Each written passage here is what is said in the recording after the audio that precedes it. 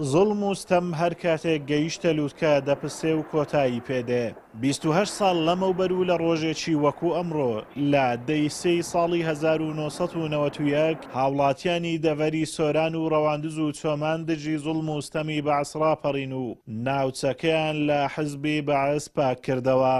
مامۆستا حەمەد ئەمینوەرتی پێشمەرگەی دێرینی کۆمەڵی ئیسلامی و بەشداربووی ڕاپەڕین کەوا جێگرهێزی شەهید شێخ عومەر بووە چیرۆکی ڕاپەڕینی دەڤەری سۆران دەجێڕێتەوە و باس لەوە دەکات. ئەوان لە ناحیەی خەلیفانەوە حیزبی بەعسیان ڕاونا و یەکەم هێزی کوردی بوون گەیشتنە خەلیفان جیهادیان دژی حیزبی بەعس کرد و یەکەم تەقە ئەوان کردیان کەوا ئەو کات پێشمەرگەی بزوتنەوەی ئیسلامی بوون دواتر بەرەو ئازادکردنی دەڤەری سۆران کەوتنەڕێ.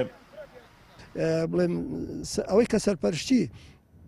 ئازادکردنی خەلیفانی کرد بزوتنەوەی ئیسلامی بوو بەڵام پێشمەرگەی دیکەشی لابەلا تێدا بە تایبەتی برادران یەشەتی تێدا بوون متەفەرقەی تێدا بوو یحزابی تکەش تێدا بوو بەڵام قورسایی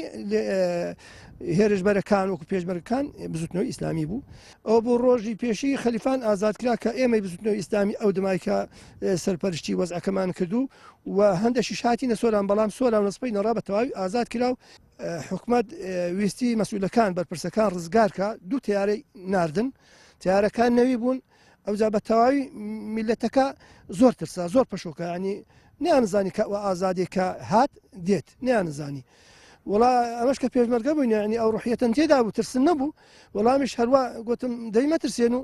من بخۆم ئاربیزیم مێ و کلاشکۆفش مێ وڵات دوو ئاربیزیم دە تیارەکان کردن تیارەکان چون و ئاسمانی زۆر بڵم ئەگەرچی ڕاپەڕین بۆ هێنانەدی دۆخێکی ئازاد و خۆشگوزەران لەلایەن هاوڵاتیانەوە کرا بۆ دروستکردنی دەسەڵاتێکی خۆماڵی کوردی بۆ ئەوەی لەژێر سایی بحەسێنەوە و تاڵیەکانی ڕابردوو لە یاد بکەن بەڵام هاوڵاتیانی سۆران نیگەرانن لەوەی دوای 28 ساڵ لە ڕاپەڕین ئامانجەکانی ڕاپەڕین نەهاتنەدی و دەسەڵاتداران ئامانجەکان ڕاپەڕینیان لە گۆڕنا.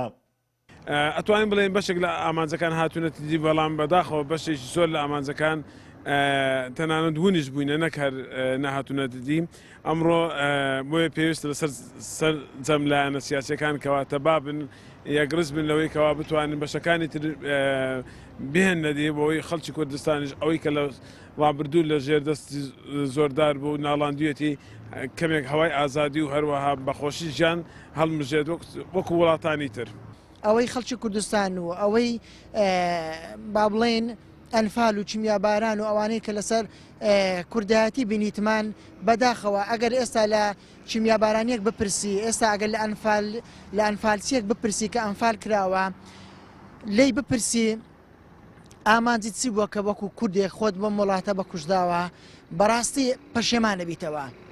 لەبەرەوەی ئەو دەسەڵاتدارەی کە ئەم کوردستانیان قۆڕق کردووە دەستیان بەسەر هەموو جومگەکان داگرتووە بەڕاستی فەشەلیان بە کوردستان هێنا فەشەلیان بە خاچی کوردستان هێنا فەشەلیان بە ئینتیمای کوردی هێنا.